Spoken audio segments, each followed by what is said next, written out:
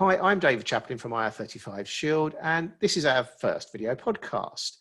This week, I caught up with tax barrister Keith Gordon from Temple Tax Chambers, and we discussed various case law factors surrounding the presenter cases and IR35 matters in general. We focused a lot on the Kickabout case, which is at Upper Tribunal this week, and we've explored the areas of potential contention in that case and looked at what we think might be the key areas to look out for. We hope you enjoy the podcast, and we hope you find it useful and both entertaining. Hi, I'm Dave Chaplin, the CEO of IR35 Shield and Contractor Calculator, and the author of a book on IR35 called IR35 and Off Payroll Explained. Hello, and I'm Keith Gordon. I'm a tax barrister practicing from Temple Tax Chambers. I mainly advise taxpayers in disputes with HMRC, and whenever I can, try to avoid taxpayers from having disputes with HMRC.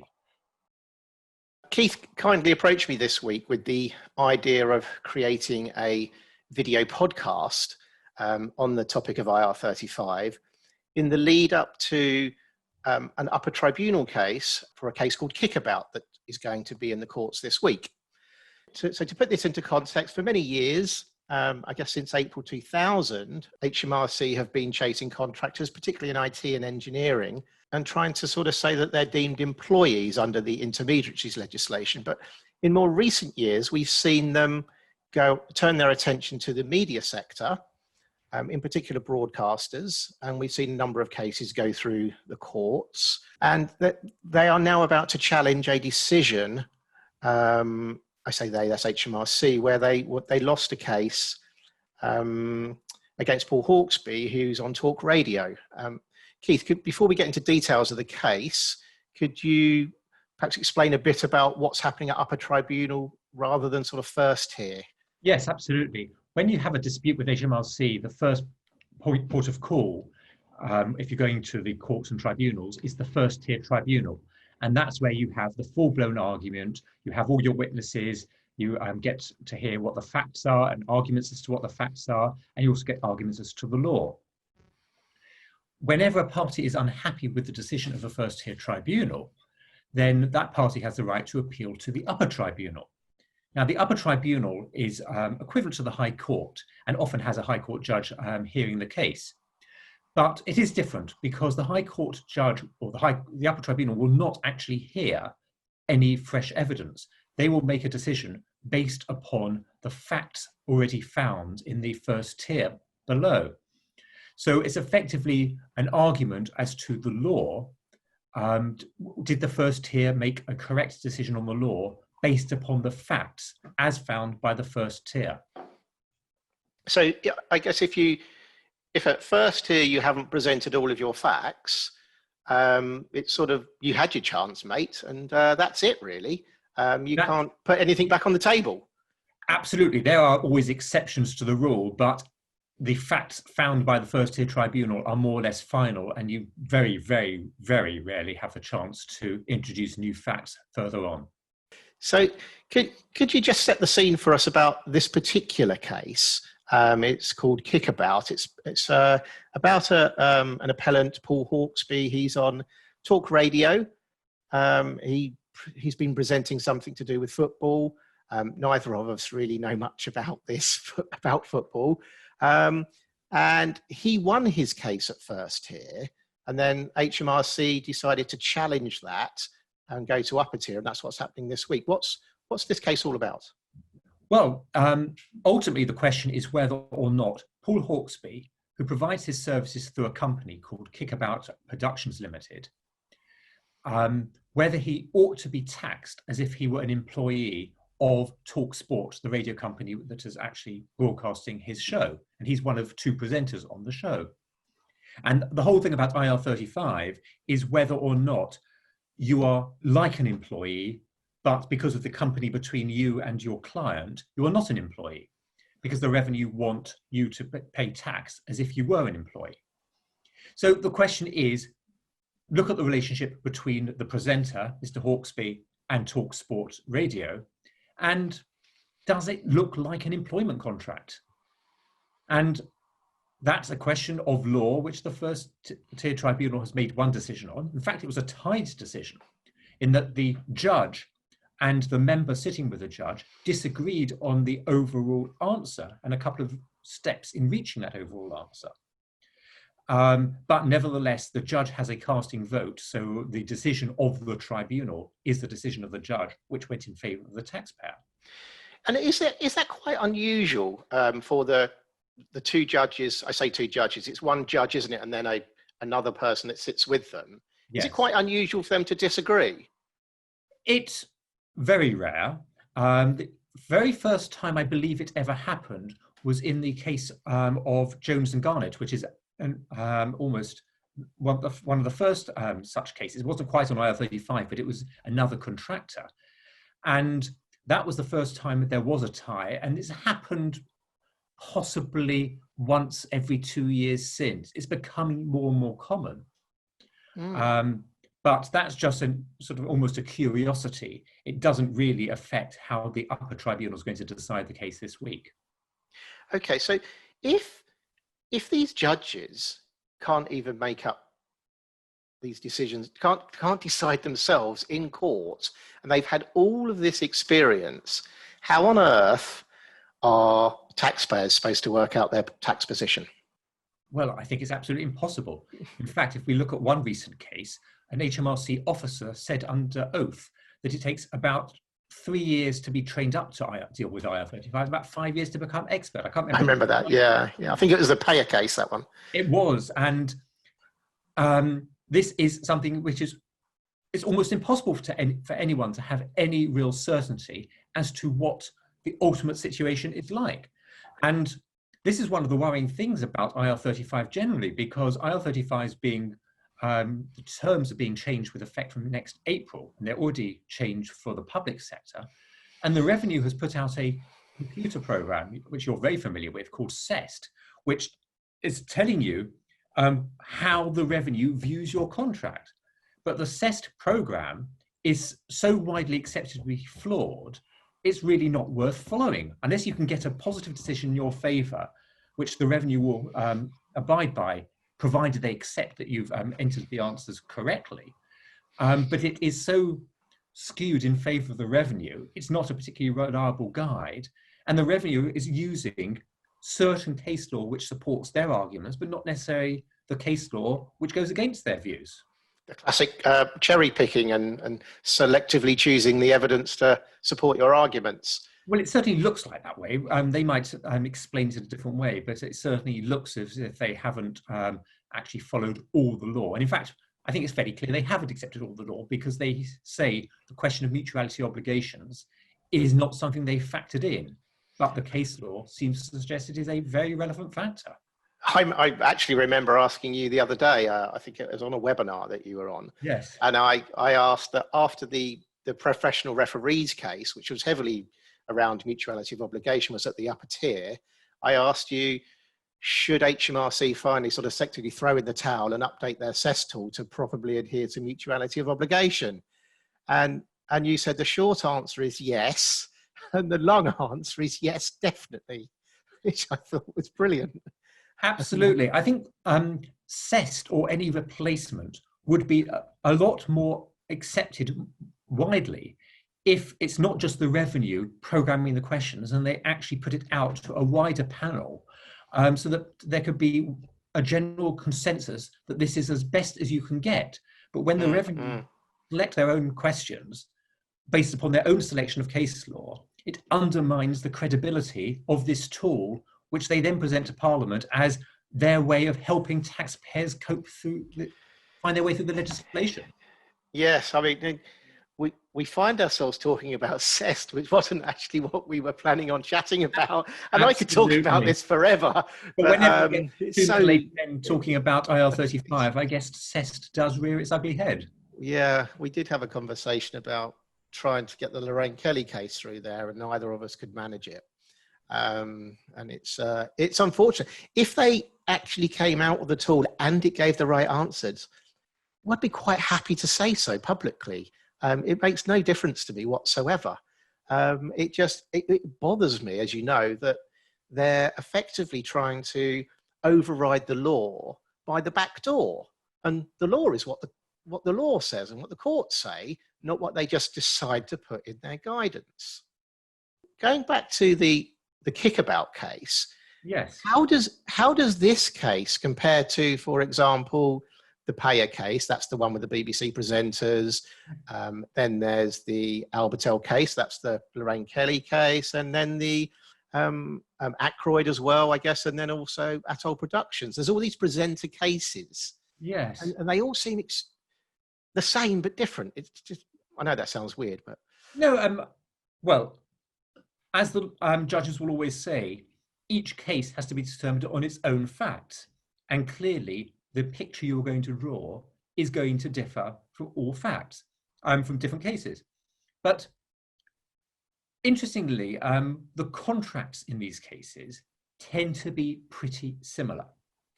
I would say that the Krista Ackroyd contract in her case was markedly different, albeit only in subtle ways. But these contracts almost seem to be industry standard. And that in itself gives rise to a question relevant for IR35, because it's not so much the question as to what is the contract under which you're operating, but it's what would the contract be if you had contracted directly between you and the broadcaster. So there are interesting questions there. But even if we assume that the contracts are more or less identical, and those are the ones which the courts would have to consider for the IR35 test, which looks at a hypothetical contract, even if you assume that these are pretty similar, I think one can distinguish between the Payer and the Krista Ackroyd cases from the other cases. Krista Ackroyd and the Payer case both involve people working in the news team, and there are a lot more restrictions applying to people working in the news output. So if there is going to be a boundary between some presenters and other presenters, then I would say that the line is drawn through at the Krista Ackroyd, the Payer case. I'm not saying those were decided, but I'm sort of think that they will have a harder job in persuading a court or tribunal they're not employees. Yeah, this is getting around this whole contentious area of control, isn't it? And what's produced, the output. So in the Kickabout case, he sort of broke that down into, well, what preparations are done to them before you then produce the outputs, and then having produced the output, whilst you're producing the output, are you controlled a bit whilst you're doing that? And then once it's been produced and it's made, control over that output, does that necessarily mean it's control over you? And it seemed that in the Payer case, those nuances weren't necessarily teased out, but they were in the Kickabout case. Yes, and in many ways, what's quite interesting is the revenues approach, and you could see that them lining up these cases, starting with Krista Ackroyd in 2018, which was, in my view, had the facts most extreme and most in HMRC's favour. So it's not surprising to me that that case was the one which happened to find its way before the tribunal first.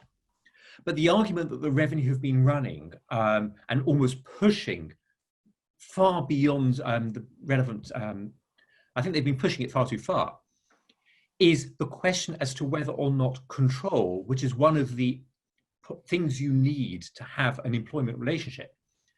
They've been putting an awful lot of emphasis on the concept of editorial control. And they say that if the presenter is under the editorial control of the broadcaster, then the revenue can tick the box, we have got control. That's certainly how they are running Krista Ackroyd in the first tier tribunal. But I thought the upper tribunal seemed to say it was less important. I think it's less important. If you look at the Albertel case, the case involving Lorraine Kelly, the first tier tribunal actually held that editorial control was held by the ITV. But even so, that was not enough to tick the control box. So, and I think that's the test, because if you go back to the ready-mix concrete case, going back to 1967, 68, which is almost the starting point in all these cases, the judge there, Mr. Justice Cook, said, also Mr. Justice McKenna, said that control looks at the how, what, where, and when. During the performance of the services. Exactly. And what we've seen more recently is that the most important aspect of control is the what. And the revenue will say, well, if you are under our editorial control, it means we can tell you what to do. But what the judge in Kickabout said is that editorial control is more the how. How do you perform your job? The what is, what are you being asked to do? What is the task you're being asked to perform? And in Kickabout, it is to present this show. In Albertel, it was to present this show. Absolutely. Yeah, and there was a very good line in the Kickabout decision, which made it fairly clear as to how they saw it. If I can find the actual line. Yeah. In our view, a right to direct that a broad category of service be performed under hypothetical contract is more indicative of a master-servant relationship. That's the old terminology for an employment relationship. While the narrower the services which may be required, the more likely it is that the contract is for services. In other words, you're providing your services as a self-employed individual. As old authorities might have expressed it, can an individual who is engaged as a gardener be required under the contract to paint the owner's house? And that was precisely the same point I made in an article I wrote immediately after the Chris Ackroyd case first came out. And in Albertel, in Kickabout, the presenter was asked to present a show. That's the what. Absolutely. But that's something that is contractually obligated. Once you've been asked to do it and you've agreed to do it, you have to do it. But the what, in order to make it enough control, as far as I'm concerned, what you need to do is to have the presenter being asked, well, you can present the weather, we can get you to do other presenting jobs, not just this particular. Yeah. I mean, the way I sort of see this what on control is that if you don't know what you're doing before you turn up, then they've probably got control over the what. Whereas if you've agreed in advance, you're going to do I always talk about sheds for some reason. So if you're going to go and build a shed for somebody, you're just building a shed. That's it. You know what you're about to do, and you build the shed and you go. But if you turn up to do handiwork you don't know, and you're told in the morning you're building a shed, and in the afternoon a rabbit hutch, and you come in day 2 and I don't know, I'm running out of things to build, but you don't know. You're asked to come in. I guess in the presenter's case, it would be you're asked to come in and do broadcasting about news, as opposed to how about this football show, or I'm not sure how you describe Lorraine Kelly's show. You're the expert on Lorraine Kelly, but entertainment is it's defined, isn't it? It's you can't do anything out the sphere of what's originally been agreed. Absolutely. And if you look at the contract in the Krista Ackroyd case, this is where there was that subtle, but I say fundamental difference between her contract and the other contracts in these other cases I've been looking at. Because what she signed up to do was on roughly 200 days a year to provide her services to the BBC for whatever the BBC might require for its general output. So whilst there might have been the understanding that she would be presenting her services on Look North, the contract actually said they could get her to do the weather or to present Strictly. In other words, they could get her to turn up and, as you said, paint a shed or do another show. Whereas all the other contracts I've seen are much more focused on, you are presenting this show. Absolutely. That's the job you've been engaged to provide. I mean, I do know some more details about Ackroyd's case. And I mean, from what I've seen, I get the impression that she thought damn well that she was being poached from. Was she doing ITV before? I think, wasn't she? It was on one of the Something. commercial channels, yes. But she was poached because she was very good at what she did. She organised the Look East programme. She was brought in to do that show and bring Look North. That's it, and increase all the ratings and so on. And she did, and she was very successful at it. Yes. Now, her contract didn't say that that's what she was brought in to do. It was just one of these. Oh, just sign here, and you know, and it's one of these sort of boilerplate contracts, and we're seeing these a lot in the media industry, and there's still lots of presenters that are under review, and it's a warning, isn't it, really, for don't just sign any old contract and then expect to rely upon what's actually happening in reality, because that comes secondary to the express terms. Absolutely. Although I would say that it would be very difficult for any presenter, however eminent they are, to persuade BBC, ITV, Channel 4, or whichever company is making the programme, to say that the broadcaster doesn't have editorial control. So there'll be certain elements of control which will ultimately be in the hands of the broadcaster and not the presenter. But nevertheless, where Lorraine Kelly was very successful, and to a limited extent Paul Hawksby was, is that they had pretty much control as to the layout of the programme on a particular day. They had that day-to-day control. So ultimately that's not enough, but it did help the picture that they were the ones who were guiding the show. And again, it's where the newsreaders don't have so much autonomy in how they present the show, because there are too many external factors and within the BBC itself telling them what to say and how to say it. So, but I think one of the interesting things that I picked up from the Kickabout case, and I don't know whether it's something which will be considered in this hearing this week, is that when reading the decision, they did not seem to sort of make a finding on control or on mutuality of obligations, on some of these irreducible minima of an employment contract. What they did is they expressed, it was a judge in particular, the one with the casting vote, who was expressing views as to how persuasive they were toward the ultimate picture. And effectively, they were going down the route of painting the picture, which is what we did in Paul and Lama. Whereas I've always understood that what you have to do is you have to show that there was the mutuality of obligations sufficient to make it an employment contract. You have to have control over the presenter sufficient to make it an employment contract. Then you have to look at the overall picture as well. But nevertheless, one has to look at the question of mutuality of obligations, control. Personal service isn't relevant in these cases because that was always accepted. And look at those in isolation and not sort of give a nebulous answer, well, you've got some elements of control.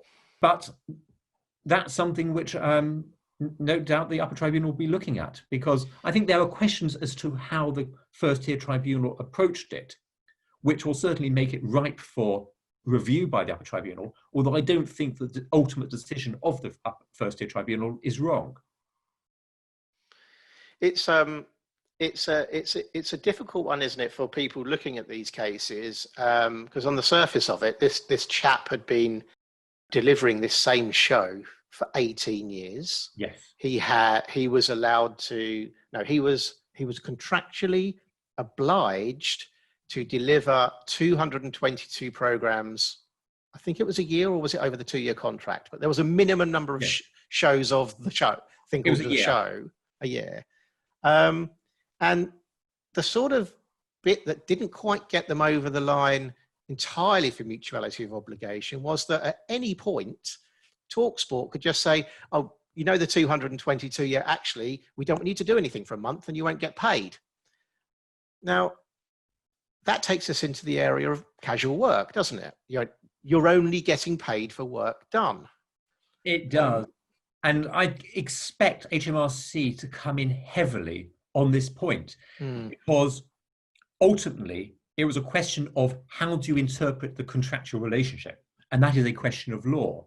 So whilst the first tier tribunal is the final arbiter on questions of fact, the upper tribunal will have every right to re-examine that conclusion as to whether or not Mr. Hawksby would be always entitled to a minimum of 220 payment for 222 shows, or whether it is a pay-as-you-go approach. And that the upper tribunal might say, actually, when reviewing the contract, we can see why the first tier tribunal reached this decision because it's all terms in minimum commitment.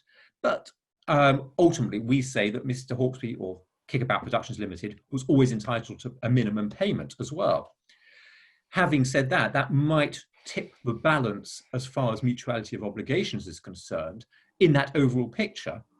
But ultimately, as I said, I think the first tier reached the right decision, even if I have a few questions as to how it got there. I would certainly agree on that mutuality of obligation point, that there just appears to be some clauses in the contract that were drawn attention to in the decision, which were almost like a get out, saying, you know, all this is going to happen, minimum number of shows, minimum's this, and you have to do this. And except that, by the way, we just put this clause in that says you don't have to. And if you look at the whole picture there, you think, well, really? But then you think, well, you could have firms that decide to then use that approach as a way to try and keep contractors outside IR35, which may be valid in many circumstances, but in others it wouldn't be, and it would be considered a sham. In this instance, I don't think it was a sham, because if his ratings absolutely tanked, then they needed to get rid of him. But then the question is whether or not they're signed up to a 2-year commitment, and if the ratings fall down, they'll know after 6 months, but they'll either have to carry on for 18 months or reach an agreement. And commercially, they might say, look, we'll pay you for 6 more months, but we'll end the contract early. So they will get something better than, they will get something they're slightly happier with. But as you said, you can't have sham terms in an agreement. And so whatever you put in the agreement has to reflect the reality of the terms, the relationship between you and and the client. But if I go back to something you said before, you mentioned the fact that Paul Hawksby had been presenting this show for 18 years. And that's a point which the Revenue will no doubt highlight. And they were almost trying to make the same point in Albertel. You've been doing this day in, day out for a number of years. But I think the Revenue is at risk of pushing that point too far. And if I just use an example, let's say the club down the road decides to get me to do 6 gigs on a Sunday night at a comedy stand-up, me comparing. They don't, and they'd probably be wise not to. But I don't think anyone would suggest that that relationship was anything other than a self-employment relationship. But let's say, and we are getting into the realms of hypothetical scenarios, I'm so good at it, they get me to do another 6 weeks, and another 6 weeks, and another 6 weeks. Yeah. And each time it's only for 6 weeks, or maybe they say, look, actually, you're doing so well, we'll give you 3 months, 6 months. But at the end of the day, I can find myself having done it for 15 years, almost every Sunday night.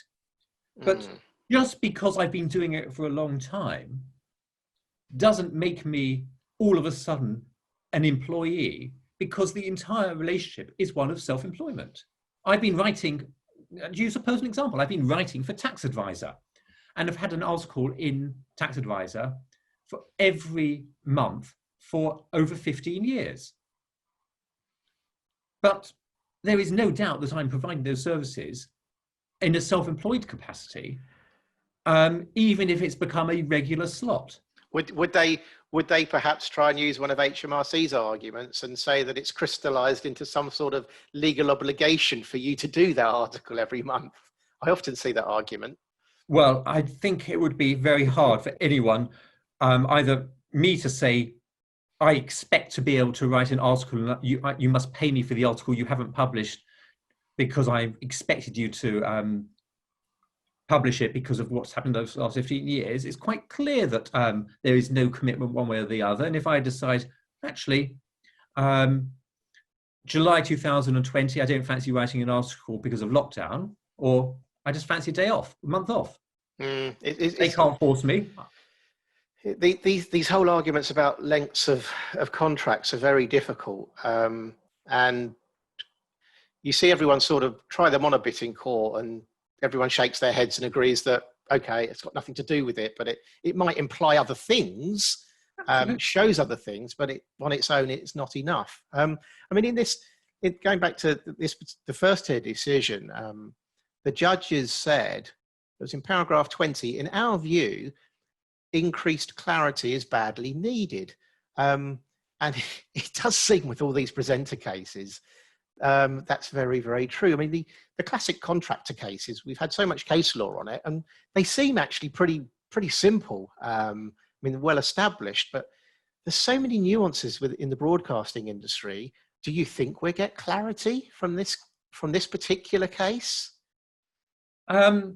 We might get a bit more clarity on mutuality of obligations, in that it's going to be a clear part of this case, and I think it's something which will complement the Professional Game Match Officials Limited case we had a few weeks ago. But I think what would also be very helpful is for the upper tribunal to make it clear as to whether or not, when looking at mutuality of obligations, looking at control, is it a case of a binary question? Is there sufficient control, etc.? Or is it still just part of the overall picture? Because I don't think it is, and I think that would be a clear departure from what was said in Ready Mix Concrete. One area of the Kickabout case, and it seems to be an argument in all of the cases, is, and I don't get this, it doesn't seem to make sense, is that HMRC will argue that because there are these rules by Ofcom that say you can only work in a certain way and there's guidelines and things, then it means that you're controlled. That doesn't seem to make sense. Yes, I'm a member of the bar.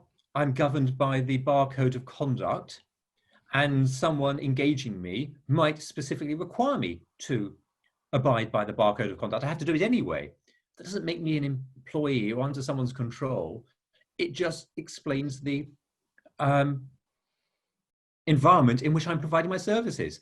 And the football referees case, it was the first tier tribunal where it came up.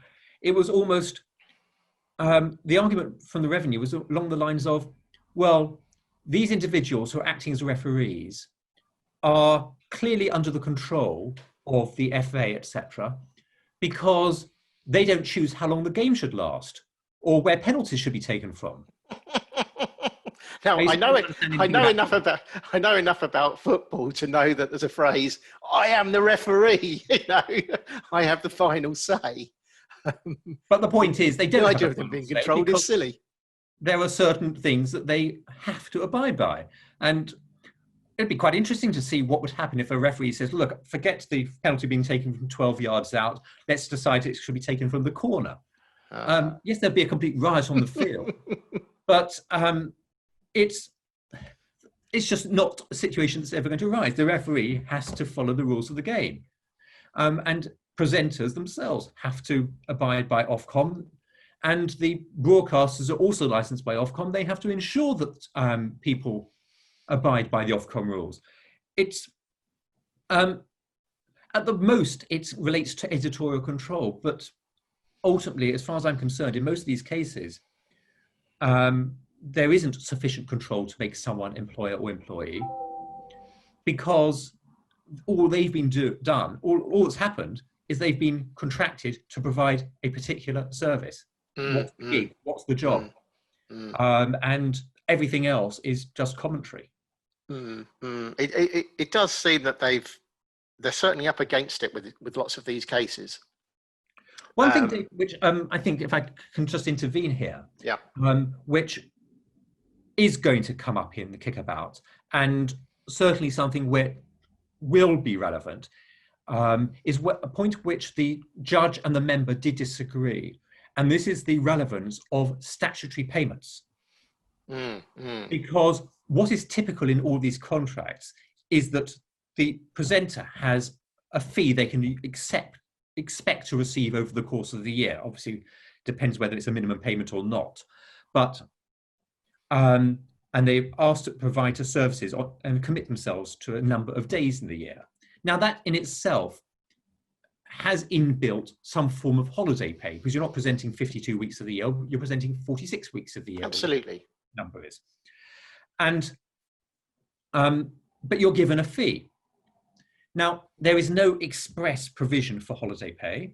There's no provision for pension contributions. There's no provision for statutory sick pay. And in many of these contracts, if you're off for more than a number of days, they can actually terminate the contract, which to me is a pointer against employment relationship. But let me just focus on the statutory pay. The Revenue run the argument saying that this is not an employment contract. This is a contract between a company and a broadcaster. However, if you were really an employee, then whether or not it was in the contract or not, statute would impose those terms on the employer. Yeah. Therefore, the absence of any such term from the contract is a neutral point, because at the end of the day, it doesn't make you an employee or not. And that was accepted in the Christa Ackroyd case in the first tier tribunal. It didn't seem to be picked up in the upper tribunal, but it was rejected in Athol, and it was rejected in Kickabout by the judge, but not by the member in his dissenting decision. And I can see the strengths of both arguments. I think at a very minimum, the absence of those terms are a pointer to intentions being not of an employment relationship. Yep. And I think I could take it even one stage further and say this is all part of the overall picture, because this is a picture where you're being paid a fee for a service. So it's a service which you might repeat over a number of days, over a number of weeks in the course of the year. But it's certainly part of the picture. But it'd be interesting to see whether the upper tribunal grapples with that. I suspect they will, and will give us some quite clear guidance as to whether or not it is a relevant pointer away from employment or whether it's completely neutral. And I'd be interested to see how the upper tribunal deals with it. Yeah, so I mean, the sort of general feeling, when we tend to deal with cases is that, well, if you're giving people holiday pay or sick pay, then that's a huge pointer to employment. But yes, if it's not there, then it's pretty much neutral. But the last thing you want to be doing is paying people for not working and being sick. That's what you do with employees. But it will be interesting to see how they cope with this in Kickabout, because as you say, it's featured quite a lot in the decision, which was surprising. Possibly because it was where the two parties differed. So just to recap, the bits that we think that we're interested in seeing over the next few days: mutuality of obligation. Yes. Yeah. The areas of control, particularly around editorial control. Absolutely.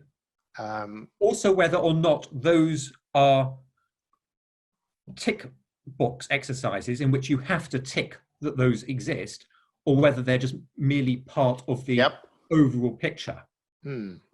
Okay. So and then there's the statutory payment situation. The statutory payment situation. So what the plan is for Keith and I, having had this discussion, is we're both going to watch the case, and then we will, if we have any viewers left, we will have another discussion about what we think happened in the case, and if it provided any of the clarity that lots of people are asking for. Yes. Well, we'll both look forward to watching the case as it goes ahead in the next couple of days. It's been an interesting discussion, Keith. Thanks very much. Thanks, Bye. Keith.